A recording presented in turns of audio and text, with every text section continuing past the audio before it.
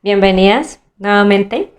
Hoy es nuestro tercer y último día hablando sobre la amargura y quiero iniciar nuevamente recordando algunas cosas importantes que aprendimos en nuestro último estudio para que se nos vayan quedando ahí y no se nos olviden. La amargura es un sentimiento de ira y resentimiento causado sobre todo por la injusticia percibida en el sufrimiento o por circunstancias adversas. La amargura es un pecado, porque en Efesios 4:31 el Señor nos dejó un mandamiento que dice: quítense de vosotros toda amargura. Hicimos una autoevaluación en el estudio pasado basada en 7 preguntas que nos permitieron hacer un diagnóstico. ¿Estamos o no estamos sufriendo de amargura? Sería nuestra gran pregunta concluyente. Y vimos las maneras no bíblicas con las cuales tratamos de lidiar o de salir de esto de la amargura. Recordemos las cuales fueron: querer hacer justicia por cuenta propia, minimizar el pecado de la amargura, buscar desahogarse y finalmente creer que la amargura se quita si la persona que te ofendió te pide perdón. Finalmente recordemos nuestros pasajes claves, que estos son los que nos vamos a llevar de todo el estudio. Salmos capítulo 73, versículo 21, Hebreos capítulo 12, versículo 15, Efesios capítulo 4, versículo 31, que lo acabamos de leer anteriormente. Iniciemos nuestra enseñanza de hoy entonces. Ya vamos entrando en la recta final y para mí es la más importante porque es en la sesión de hoy donde vamos a encontrar esa respuesta que venimos buscando, ¿no? En las sesiones anteriores aprendimos qué era la amargura, cómo identificarla, cómo identificar si estábamos viviendo en este pecado y obviamente cómo identificar si estamos enfrentándolo de la manera correcta para poder batallar con ella. Hoy veremos en nuestra última sesión, repito, la más importante, porque hablaremos sobre lo que la Biblia nos dice para poder enfrentarla. Y recordemos esto, nosotras podemos estar pasando por la amargura, podemos haber pasado por la amargura en un pasado, pero aún en el futuro podríamos pasar por la amargura. Así que definitivamente todas, absolutamente todas, necesitamos este estudio, porque en cualquiera de esos 3 grupos todas podríamos estar.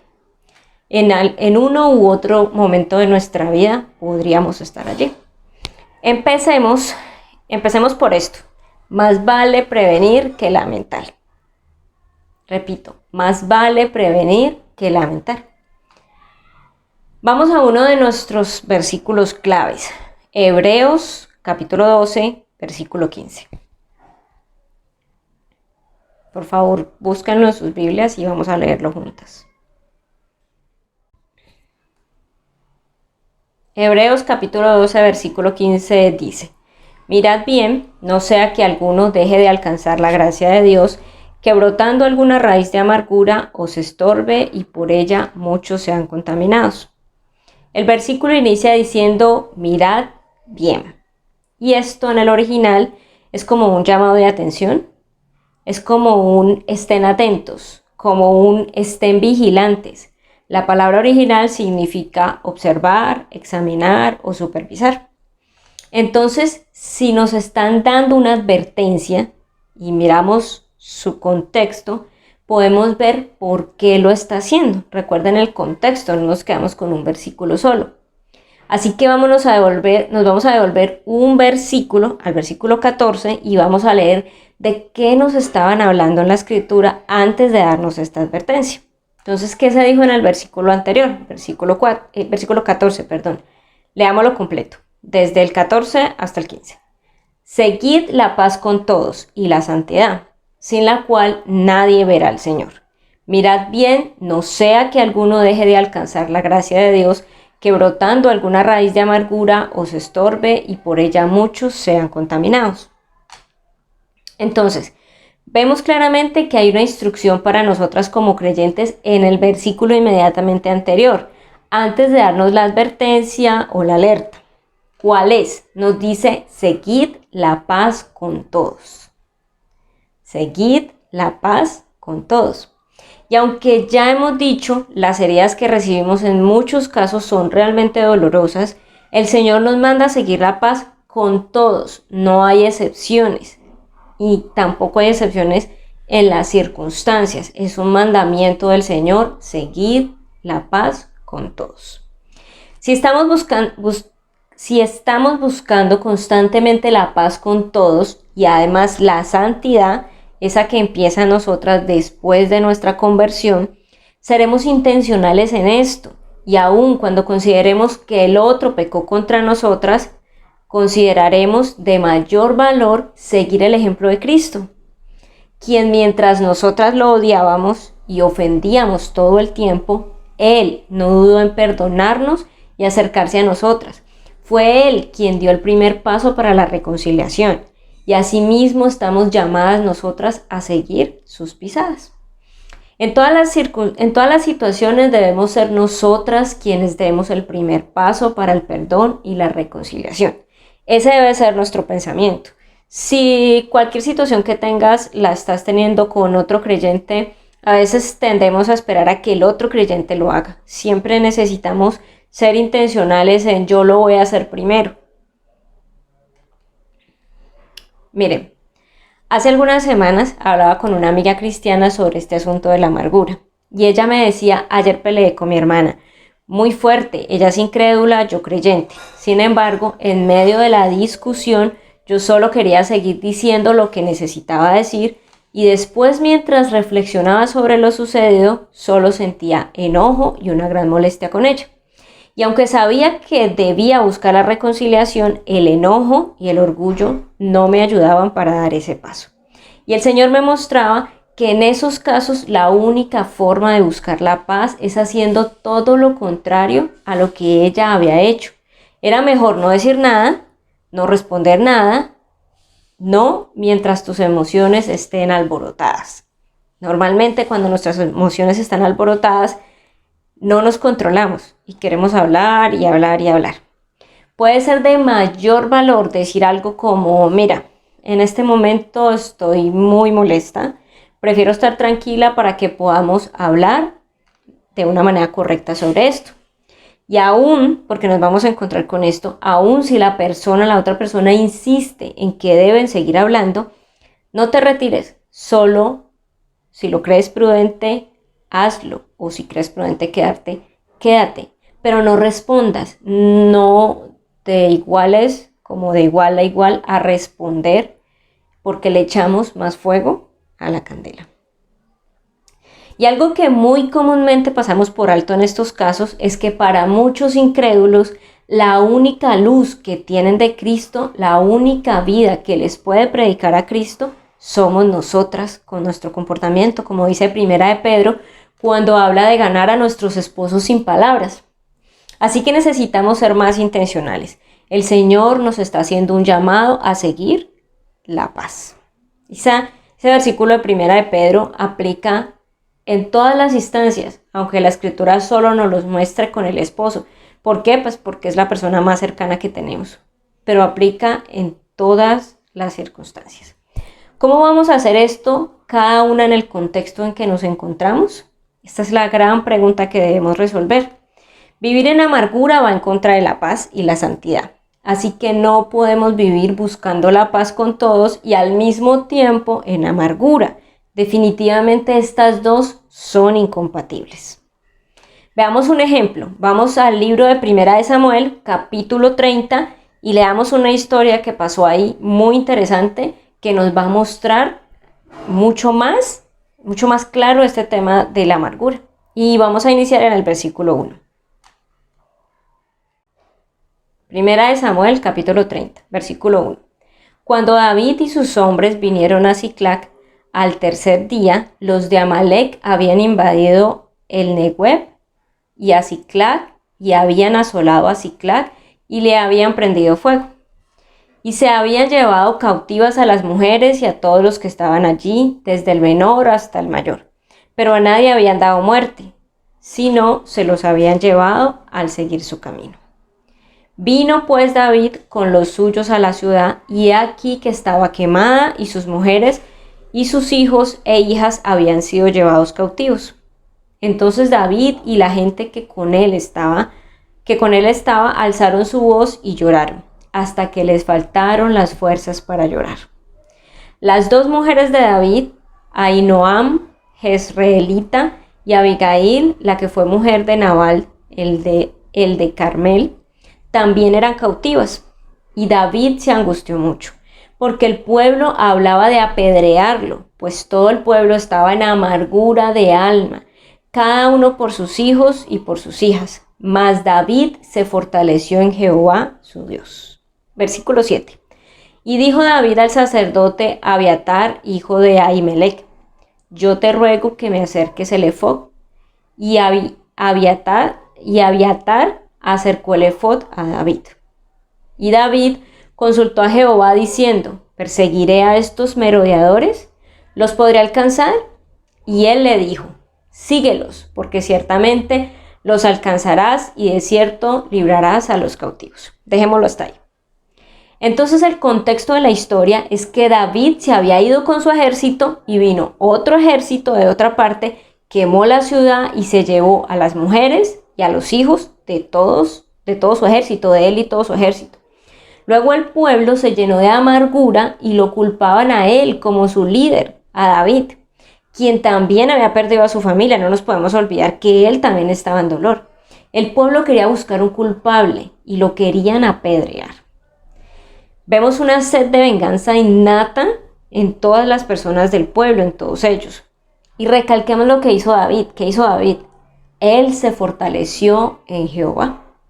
Y es muy interesante porque él no está buscando un culpable como el resto. Él dice: yo quiero consultar a mi Dios qué hacer.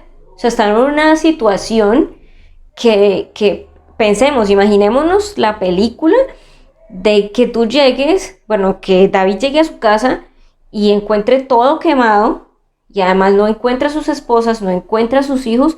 El dolor de no saber qué pasó, de no saber si están vivos, tiene que ser muy fuerte, igual que para todos los otros hombres. Pero me encanta la actitud de David, y es la que nosotras necesitamos tener en cada situación. ¿Y qué finalmente pasó con David? El Señor lo fortaleció, lo respaldó y lo direccionó. Y al final de la historia termina en que el Señor le devuelve todo a David, sus esposas, sus hijos, y pues no buscamos minimizar el dolor que este tipo de situaciones puede causar. Si imaginamos la escena nuevamente, por un momento, seguramente nosotras podríamos haber hecho lo mismo que todos esos hombres, reaccionar con mucho dolor y buscar culpables de qué fue lo que sucedió. Definitivamente vemos en esta historia que si el Señor no nos fortalece, no vamos a poder seguir adelante. Y muy posiblemente el Señor nos podría llevar al Nuevo Testamento y recordarnos cuando dijo 70 veces 7.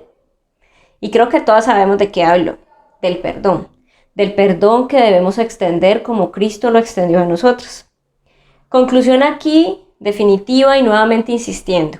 Debemos recordar que la amargura es un pecado. Si tenemos esto claro, empezamos bien. Y vamos a dar un manejo correcto a cualquier situación que nos haya tocado y nos haya dañado. Acabamos de ver la diferencia entre David y los otros hombres.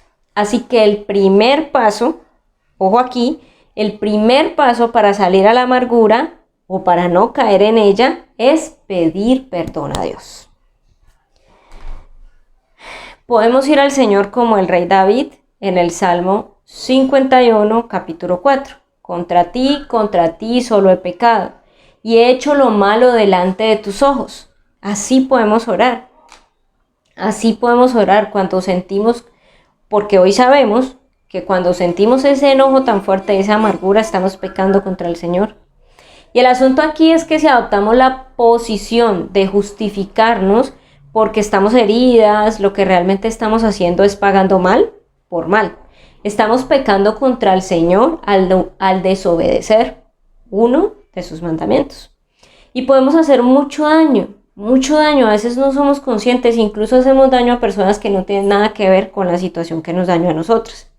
Y es tan sencillo, esto puede ser tan sencillo, si somos intencionales, como de caer sobre nuestras rodillas delante del Señor y pedirle que nos quite todo eso que tenemos, todo ese sentimiento, todo ese enojo, todo ese dolor. Si reconocemos que la amargura es un pecado Esto nos llevará al Señor a pedir perdón y a pedir su ayuda y a poder vencerla. Segundo paso y último, no hay más. Esto es tan sencillo como en otros estudios, es tan sencillo lo que nos dice la Escritura que tenemos que hacer, que a veces lo pasamos por alto, porque creemos que tenemos que hacer algo muy complejo para poder hacer este tipo de cosas. Pero finalmente no es así, porque quien obra en nosotras es el Señor. El segundo paso es perdonar a quien me hizo la ofensa. Veamos nuevamente Efesios 4, 31, 32. Veamos los dos versículos. Leámoslo juntas.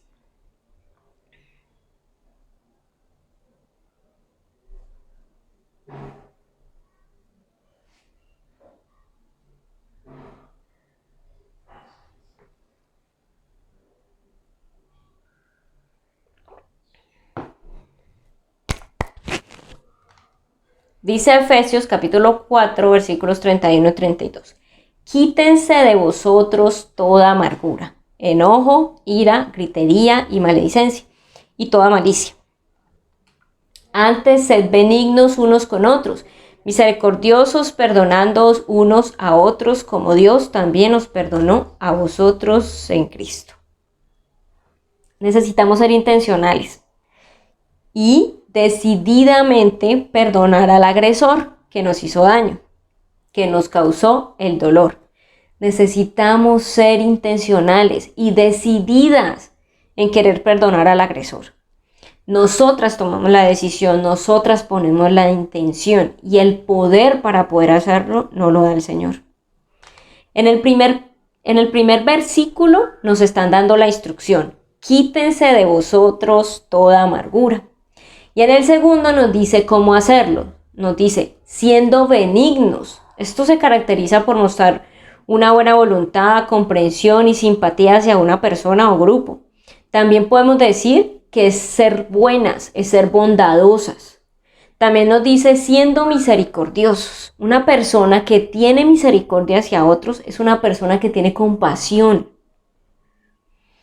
Y por último, perdonando como Dios nos perdonó a nosotras en Cristo, dando de gracia el perdón que de gracia recibimos.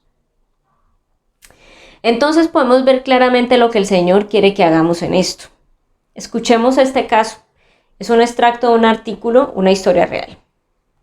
En junio de 1972, por primera vez en mi vida, tuve que enfrentarme con la amargura. 2 ladrones entraron a la oficina de mi padre y lo mataron a sangre fría, robando menos de $50.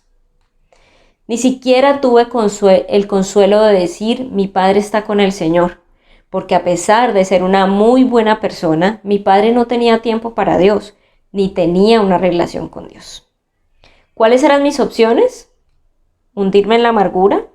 ¿Buscar venganza? ¿Culpar a Dios? ¿No tenía un compromiso bíblico con Dios de buscar la santidad en todo? La respuesta inmediata era perdonar a los criminales y dejar la situación a las autoridades civiles.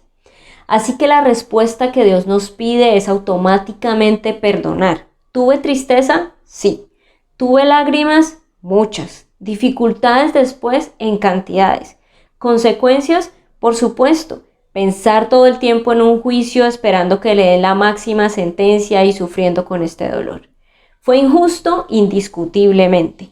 ¿Hubo personas amargadas en esta situación? Sí, toda la familia. Finalmente dice, ¿vivo con esta amargura en mi corazón? No, ya no más. Por la gracia de Dios, Él me libró de esta situación de vivir con ese deseo de venganza. Así que definitivamente el perdón y la gracia de Dios es todo lo que necesitamos para salir de esto. Por más dura que haya sido la traición o la ofensa, por más dolorosa que haya sido. El Señor dice, quítala, entrégamela. Yo me encargo de ella, porque la venganza es mía. Lo vimos al principio del estudio. Y de verdad no estamos hablando de situaciones triviales o cotidianas. Estamos hablando de situaciones realmente dolorosas y trascendentales en nuestra vida. Bueno, las situaciones cotidianas, muchas veces, cuando las dejamos acumular, también nos llevan a la amargura. Pero digamos que es más fácil perdonar esas situaciones pequeñas cotidianas que situaciones grandes como las que acabamos de leer. Así que el tema no es trivial, el tema no es sencillo, pero el Señor nos da una instrucción de algo que Él sabe que podemos hacer con su poder. Por más difícil que sea el dolor, estamos llamadas a perdonar así como Dios nos perdonó a nosotras. No tenemos otra opción. Pensemos en esto. ¿Por qué perdonar es la mejor opción? ¿Se han hecho esa pregunta a lo largo del estudio? Según las Escrituras, el perdón te libra del resentimiento y del rencor. Chicas, imagínense por un momento que David no hubiera consultado al Señor, que se hubiera dejado llevar por sus emociones, por su amargura, por su ira. Tal vez hubieran creado un desastre entre ellos mismos, o la situación hubiera sido diferente si él no hubiera acudido al Señor. Varias cosas importantes que nos responden la pregunta que acabo de hacer. Hacer esto, seguir esta instrucción, nos libra y nos guarda de rencor y de tomar decisiones con rencor. Hacerlo a nuestra manera nos lleva incluso a tomar decisiones sin cordura, sin sensatez, decisiones para poder desquitarme o vengarme, y pues finalmente termina siendo peor la cura que la enfermedad. Tan simple como esto. Segundo, perdonar no significa que toleramos el pecado, no significa que la persona que yo perdoné se liberó de las consecuencias, porque las consecuencias están en manos de Dios, no en mis manos. Y ese sí es un error que cometemos. Siempre queremos cobrar venganza a nosotras, pero las consecuencias del pecado del otro están en manos del Señor, así como las consecuencias de mi propio pecado. Dice la Escritura que Dios le pagará a cada uno conforme a sus obras. El deber de nosotras no es castigar, nunca es castigar, independiente de lo que haya pasado. Nuestro deber es perdonar. Tercero, perdonar no es olvidar. Nos han hecho creer que la única forma de perdonar es que nos olvidemos completamente, y si tú ya no te volviste a acordar de esa situación es porque ya la perdonaste. Pero el perdón bíblico no funciona así. El perdón bíblico no se trata de olvidar, sino que cuando yo recuerde esa situación, realmente ya no me haga daño. Es que nunca vamos a olvidar lo que hemos vivido en nuestra vida. Bueno, malo, regular, bonito, feo, como sea, nunca vamos a poder olvidar. Es nuestra historia. Pero si la recordamos sin dolor, ahí está el perdón. Hay cosas en la vida que nunca vamos a olvidar, pero que si recordamos y ya no duelen, esas mismas cosas incluso el Señor las puede usar para edificar a otros o a otras. Ahora, no olvidemos, y esto es importante, que tenemos enemigos fuertes para esto o contra esto. No estamos solas. No es algo como que hoy decidí hacerlo y para adelante y no pasó nada. Vamos a tener luchas, muchísimas luchas, y más por los enemigos. ¿Quiénes son esos enemigos que tenemos para poder salir de la amargura? Uno, nuestro pecado. Bueno, no solamente para salir de la amargura, para todo. Primero, nuestro pecado. Recordemos que nuestro corazón es engañoso, que incluso nos llevará muchas veces a desempolvar esta situación, a dudar si hemos perdonado. Pero recuerden, debemos ser intencionales y volver al perdón todas las veces que sea necesario. A veces hay situaciones que son tan grandes que no se perdonan como con una sola vez y ya. Debes insistir. Pero si eres intencional en el deseo de obedecer al Señor, el Señor te dará el poder para salir. Segundo enemigo, por supuesto, Satanás. Recordándote, él te va a recordar todo el tiempo el pecado que te hicieron. Va a usar personas, va a usar situaciones, aún va a usar la televisión, el internet, qué sé yo. Va a traer a tu mente pensamientos que te harán recordar y que te querrán traer de nuevo a la amargura. Pero recuerda que tienes la espada, que es la verdad, la palabra del Señor. Contrarresta todas esas situaciones, todos esos pensamientos con lo que el Señor ya te ha dicho, con lo que el Señor ya te ha enseñado en su palabra. Y tercer enemigo, los familiares o los amigos cercanos. Normalmente, ellos no van a entender tu interés por perdonar y pasar la página. y decir ya no más con esta situación que me trajo amargura. No es normal ante los ojos humanos, ante el ser humano, no es normal que queramos perdonar y olvidar. Y más si nuestros amigos o familiares no son creyentes. Aquel que no es creyente no entiende el poder del perdón porque no lo puede experimentar, porque este poder solo lo da Cristo. Ellos seguramente van a estar ahí insistentes diciéndote que no tienes por qué perdonar eso, que fue mucho el daño que te hicieron. Pero recuerda, el Señor te ha dado un mandato. Y aún esto ocurre mucho en aquellas situaciones donde hemos estado amargadas durante tanto tiempo que hemos contaminado a otros con la amargura de nuestro corazón. Pero no importa, siempre es un buen momento para empezar. Así que insiste y muéstrales a Cristo. Hay situaciones como las situaciones de los esposos, donde han habido dificultades, donde han pecado el uno contra el otro, y esas situaciones se han compartido con la familia, y luego tú quieres perdonar a tu esposo, y la familia no entiende cómo puedes perdonar lo que sea que haya hecho tu esposo. Pero el Señor sí lo entiende, y es el llamado a Él. Para cerrar, si somos honestas y hacemos un balance, es muchísimo más y ganamos mucho más cuando confesamos la amargura, pedimos perdón, que cuando hacemos lo contrario, que cuando nos quedamos allí donde estábamos. Vivir en amargura es un cáncer y tenemos un mandamiento claro de quitarla.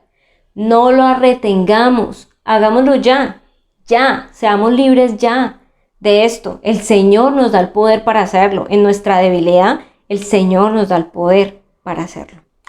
Recordemos siempre el Evangelio de Cristo. Si Cristo está con nosotras, mora en nosotras porque su gracia nos alcanzó, esa misma gracia es la que Cristo nos dará para perdonar a otros y vencer la amargura. Sin Cristo, ya lo dije ahora, sin Cristo es imposible perdonar. No hay forma de hacerlo porque el perdón solo se logra con el corazón, con ese nuevo corazón que Cristo nos ha dado. El corazón del hombre sin Cristo es un corazón siempre que se va a llevar o que va a querer la venganza. Pero en Cristo, Dios es nuestra venganza. Vamos a orar.